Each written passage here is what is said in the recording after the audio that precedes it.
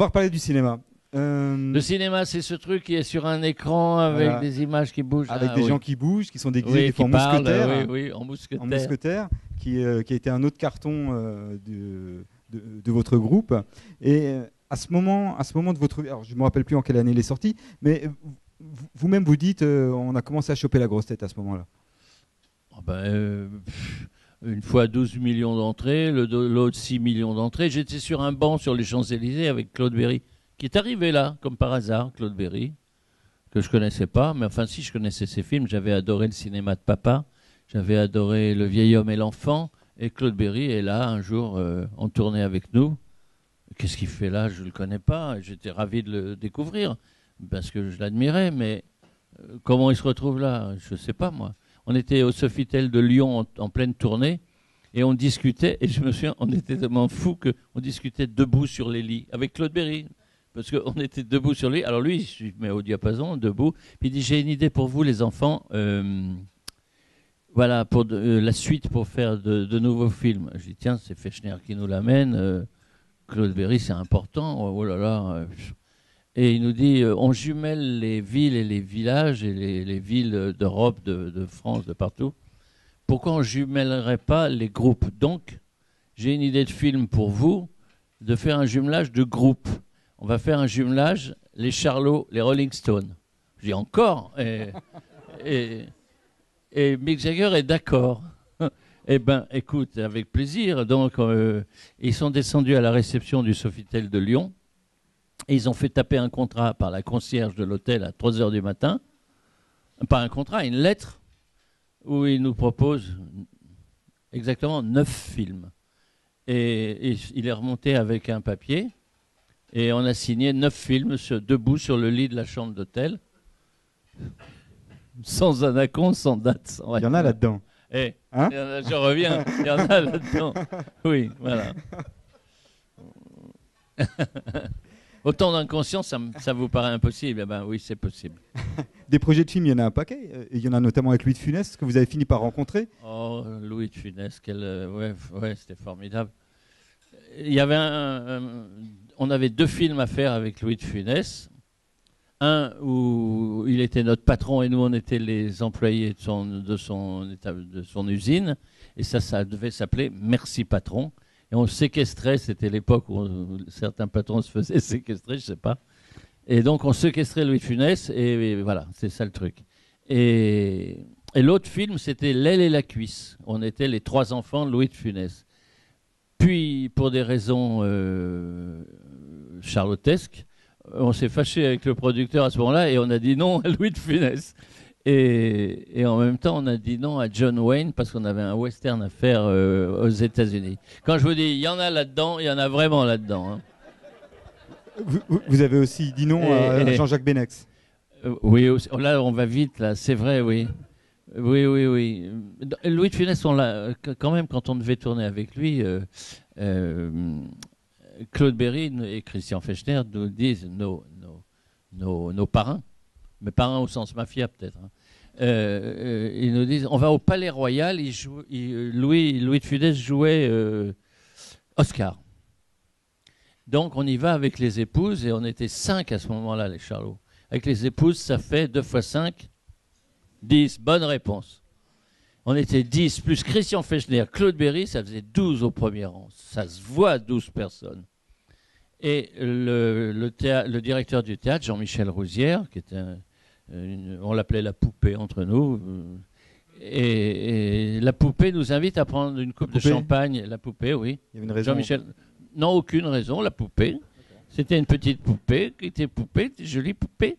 Et il nous dit, on va prendre le champagne dans le bureau parce que ça va faire un peu de chahut dans la salle si vous... On va rentrer dans le noir, vous allez rentrer dans le noir, les places sont gardées devant. Et là, je vois la poupée qui écrit, il y avait une boîte de punaises et des petites cartes de visite, et il écrit, Louis me demande tous les soirs une petite carte de visite écrite de ma main, où je mets le nombre de spectateurs. Mais qu'est-ce que vous faites là? Je mets le nombre de spectateurs, la recette de la salle et la date. Mais je dis, à quoi ça sert? C'est toujours complet. Donc c'est toujours la même recette, et quand c'est complet, c'est complet. Non. Quelquefois, nous augmentons d'un petit franc ou deux, discrètement, et nous mettons des chaises dans les allées. Et Louis veut le savoir. Donc je lui marque. Et on va donc, tac, ça passe dans le noir, on finit notre champagne, on court s'asseoir à notre place, le rideau s'ouvre, Louis de Funès fait Oscar. Merveilleux, extraordinaire, super Louis de Funès. Nous, on était fans. Moi, j'étais devant lui à 1 mètre, parce qu'on était au premier rang, je pouvais attraper son pied, mais on était comme ça devant. Et Louis de Funès en rajoute, et il tire sur son nez, et il fait le truc. Et même à un moment, à la fin du premier acte, quand il apprend que sa fille est partie avec le masseur, que le coffre avec l'argent est parti, le machin, qu'il a tout perdu, sa femme est partie, et il s'écroule sur un canapé face au public, il est effondré, le rideau tombe, et à ce moment-là, là, il y a la bonne qui rentre et qui fait « Monsieur, il est arrivé un malheur ». Et Louis de Funès fait « Quoi ?» Elle dit « Le poisson rouge est mort ». Et là, le rideau tombe, il retient le rideau et il fait le poisson rouge pendant 10 minutes. Bon, il fait hop, on lui donne des graines, il monte comme ça, il fait le poisson rouge. Et puis après, il balaye par terre, après il lave par terre. Et puis à la fin du spectacle, avec l'attaché de presse du Palais Royal, secrétaire général du Palais Royal, révélation, c'était André Bézu, qui chantait quoi ? La queue le, la queue le. C'était Bézu, qui était le secrétaire général du Palais Royal, attaché de presse de Louis de Funès, de Valéry Giscard d'Estaing. Et des Charlots. Et malheureusement des Charlots. Et on arrive donc dans la loge. Moi, je me mets au premier rang avec Claude Berry et Christian et tous mes potes. Donc, on va voir Louis de Funès. Et on tape à la porte de sa loge. Et à travers la porte, il n'ouvre pas. Et c'est Bézu donc qui fait « Louis, c'est Bézu. Je suis avec les Charlots. Il faudrait te dire bonsoir. » Et à travers la porte. « Quoi ? Qu'est-ce que tu me dis ? » « Oui, je suis avec les Charlots, il faudrait dire bonsoir. »« Il y avait les Charlots, tu aurais dû me prévenir, il fallait me prévenir. » Et on était tous au premier rang, comme s'ils ne nous avaient pas vus. Et avec une mauvaise foi digne de Louis de Funès. Et il ouvre la porte, j'étais le premier. Je voulais le voir, je l'adorais. Je l'adore. Et là, je vois, c'est comme un petit peu comme une chambre d'hôtel, il y a le petit couloir, la salle de bain, et puis sa loge. Et il fait « Oh, mais c'est vrai !» Il se penche, il fait « Entrez !» en se collant au mur avec la main. « Entrez !» Et tout le long du mur, il fait « Rentrez, suivez-moi, c'est par là !» Et tout le long du mur, il y avait toutes les cartes de visite avec la punaise. C'était pour montrer aux gens qui venaient le féliciter qu'il faisait les plus beaux scores de Paris depuis l'histoire du Châtelet. Oui. Et il nous dit « On va... » Oui. On va tourner ensemble et vous êtes jeunes et vous êtes nombreux, parce qu'on a été jeunes. Hein. Mais moi, je ne pourrais pas, mais vous savez, il avait cette réputation dans le cinéma d'être... quand je ne pourrais pas être dans vos plans, je mettrais une photo de moi.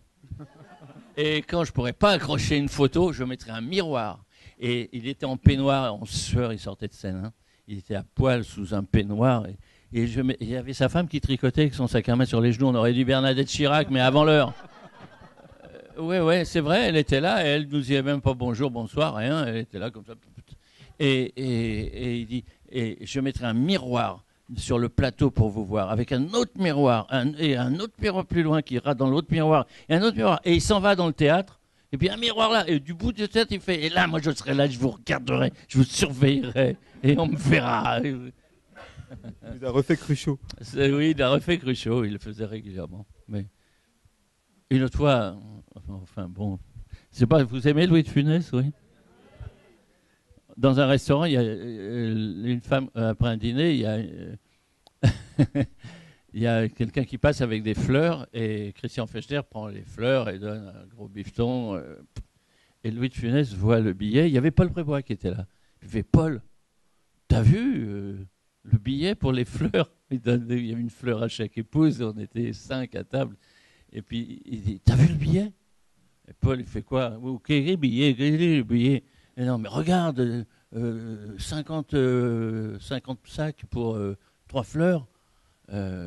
tu te rends compte si je mettais mes fraises en vente, parce qu'il était fan de tout ça, il avait le château à Nantes, le cellier, et il faisait des fraises. Et les fraises, si je pourrais vendre mes fraises 10 francs pièce, et Paul il fait ça m'étonnerait, 10 francs pièce la fraise. Il fait oui, mais si c'est moi qui les vends. Puis, et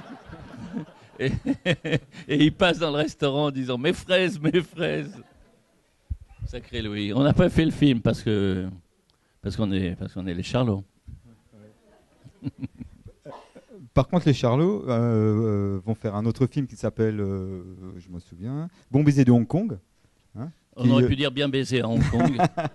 Alors, on ne sait pas tout ce que vous avez fait là-bas, mais en tout cas, vous avez été accueillis comme les Beatles. C'était les rockstars qui débarquaient, oui. les rockstars qui débarquaient en Asie. Oui, c'est bien un succès fulgurant. Non, mais bien sûr, parce que je ne sais pas si tu as remarqué, Hervé, nos films n'étaient pas toujours. Si on ratait le début, on pouvait comprendre la fin. Et c'est vrai. Donc, ils étaient facilement traduits dans toutes les langues. Et à ce propos, c'était marrant pour nous de nous voir parler hindi, bengali, égyptien ou allemand. Ça m'a toujours surpris, moi. Je traversais la terre et j'allais et je me voyais en train de parler.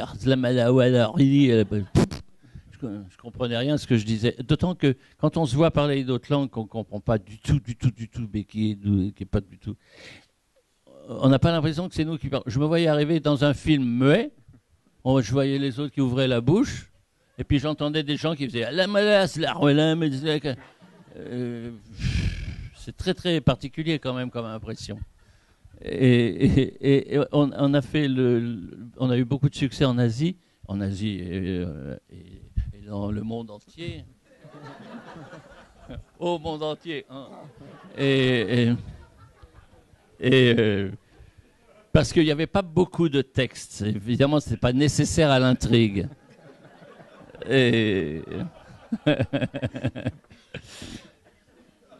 Et alors, il y a un truc que m'a appris le frère de notre producteur, Jean-Guy Fechner, qui était avec nous dans Les Charlots, imposé par son frère. Jean-Guy me dit, tu sais, Jean, quand on s'est revu chez Drucker récemment, il me dit, on est toujours record en Inde, on a toujours le Titanic derrière nous. Je dis, quoi ? Il me dit, on a, avec les fous du stade, 50 millions d'entrées en Inde. Bon, d'accord, l'Inde, c'est grand, il y a beaucoup de monde. Mais quand même, 50 millions.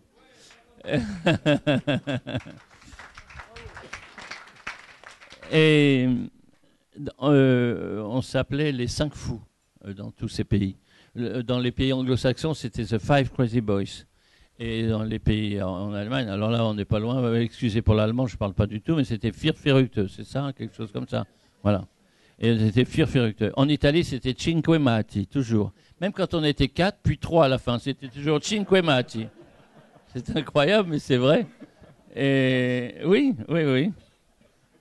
Voilà, quoi. Donc c'était assez amusant pour nous de nous trimballer comme ça. Et d'ailleurs, quand on a arrêté un peu le cinéma pour soulager les spectateurs, les gens en Asie voulaient nous voir en chair et en os. Enfin, c'était surtout en chair, parce qu'en os, c'était avant, non, sans lag. Dans Salage Bleu. Mais on jouait une pièce de théâtre, on était passé à Mulhouse, entre autres d'ailleurs, avec les tournées Barré-Carcenti, en 1812, ouais. À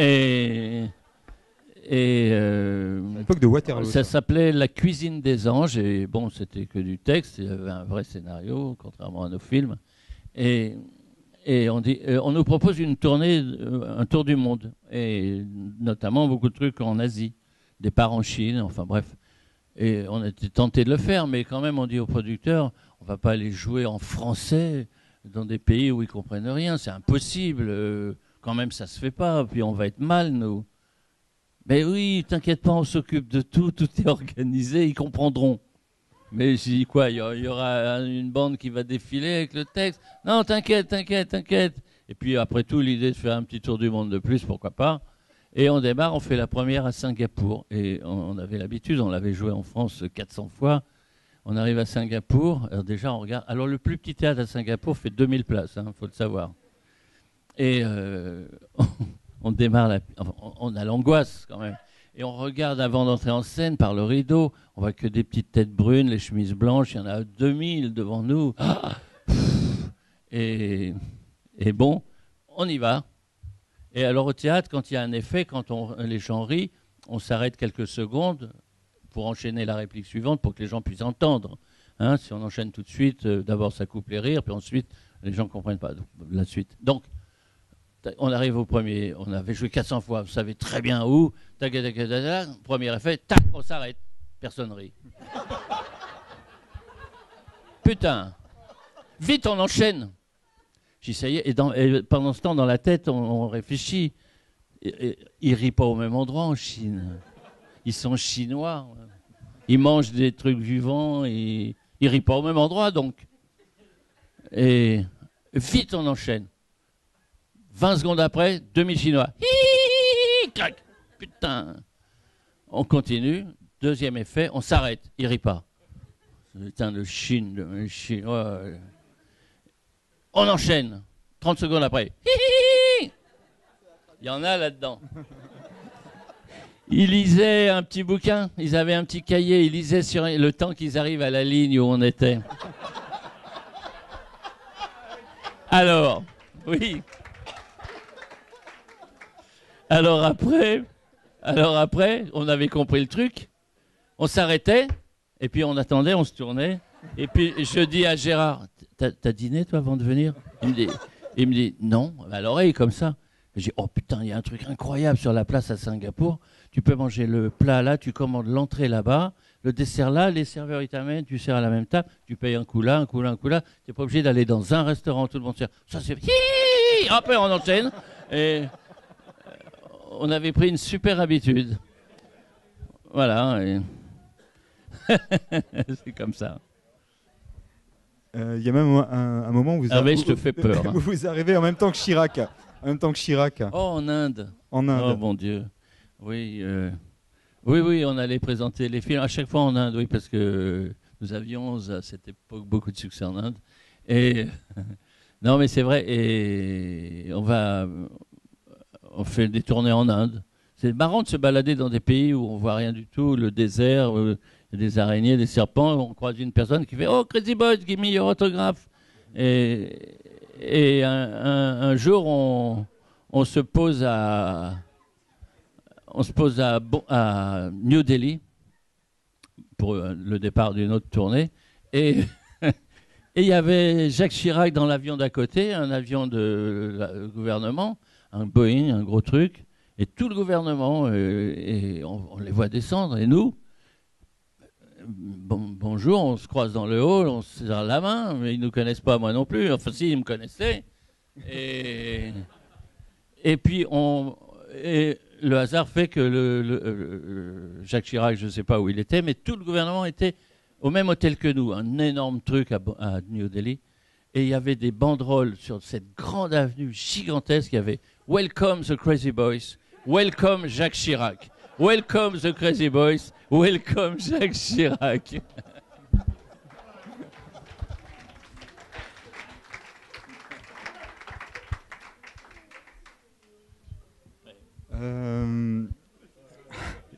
Il y a tellement d'anecdotes à raconter. Je vais quand même laisser la place aux questions, parce qu'on a tendance à oublier. Il y a certainement des gens qui ont des questions à vous poser. Et c'est dommage, parce qu'il ne faudrait parler de l'Afrique quand même, parce qu'il s'est passé des choses, notamment en Centrafrique. C'est d'actualité. C'est d'actualité, ouais. Moi, quand je revois Bangui à la télé en ce moment, Bangui, on y a été souvent à Bangui. Eh ben, figurez-vous que j'ai marché dans les frigos de Bokassa. Oui, vrai ou faux? Vrai. Ça faut en parler, définitivement. Oui, on était à Bangui et Bokassa était tombé et on avait un régisseur, j'avais un pote régisseur, Patrick Hilling, et il était fan de romans polars et d'histoires incroyables, et c'était un romancier. Il me dit, Jean, on est en Afrique, il faut aller voir le palais de Bokassa et ses frigos, parce qu'il est accusé de cannibalisme, il a été éjecté il n'y a pas longtemps, on arrive derrière, il faut aller sur les traces, enquêter. J'ai enquêté, moi. Et oui.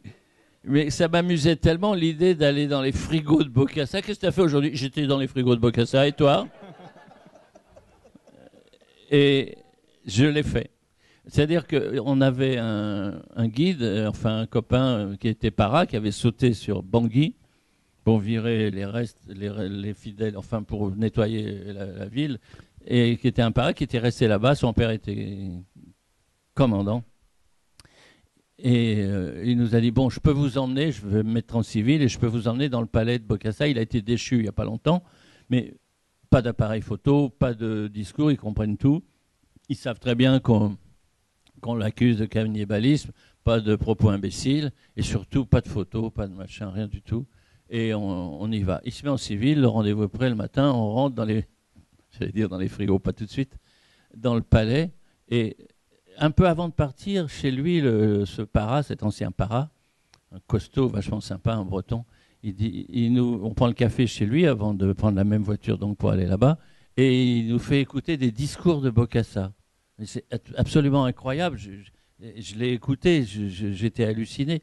Il faisait un discours à la radio et il tapait avec un bâton en bois. Il y avait un bruit, tac, tac. Il martelait ses phrases avec un bruit. Je dis, c'est quoi? Et il me dit, c'est sa baguette, son air de bœuf. Il frappait sur la table. Alors, il faut que les enfants aillent à l'école. Tac. Il faut qu'ils travaillent à l'école, tac, et qu'ils aient des tabliers, tac, avec 2 rangées de boutons, et tout boutonné, tac.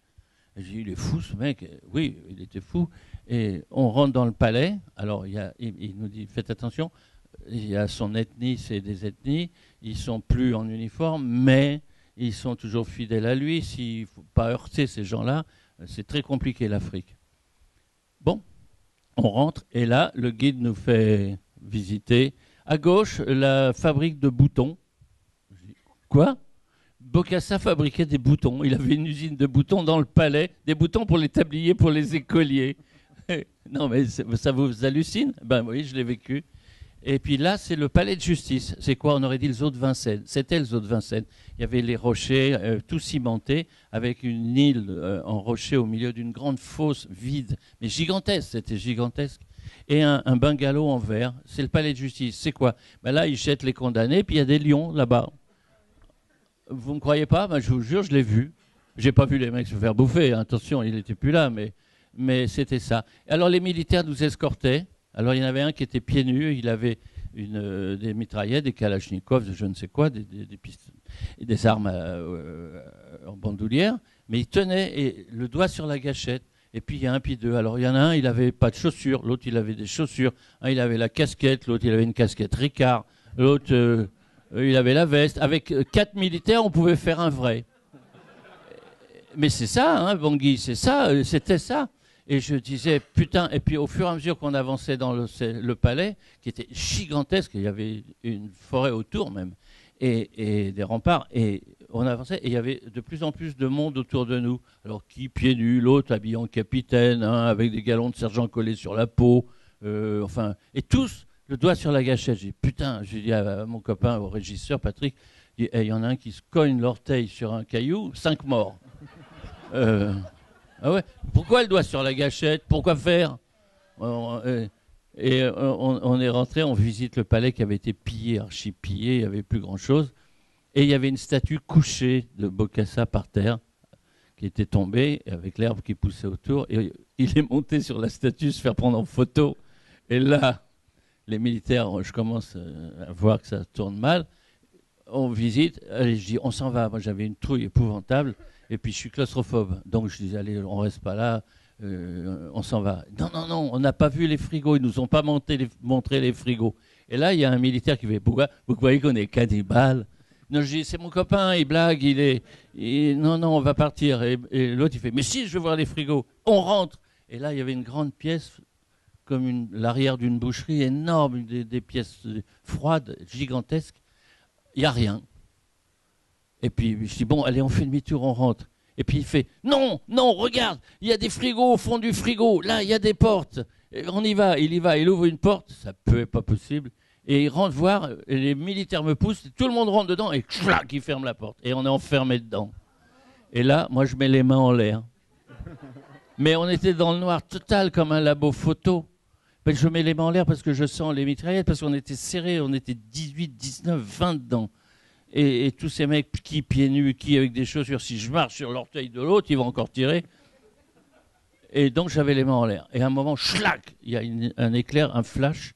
Et comme ça se fiche sur la rétine, l'image, elle reste quelques secondes. Et là, je vois que je suis dans le noir, avec plein de militaires qui rigolent, qui ont les fusils. Et l'autre, mon copain, qui fait la photo comme un crétin, je dis, il va nous faire tuer. S'il me tue là dans le frigo, qui va savoir que je suis mort dans le frigo? Personne. Personne. Ah, il y a un des charlots qui a dit, oh, bah alors, là, on s'en fout, il va pas nous manquer. Mais, et il rajoute cette phrase.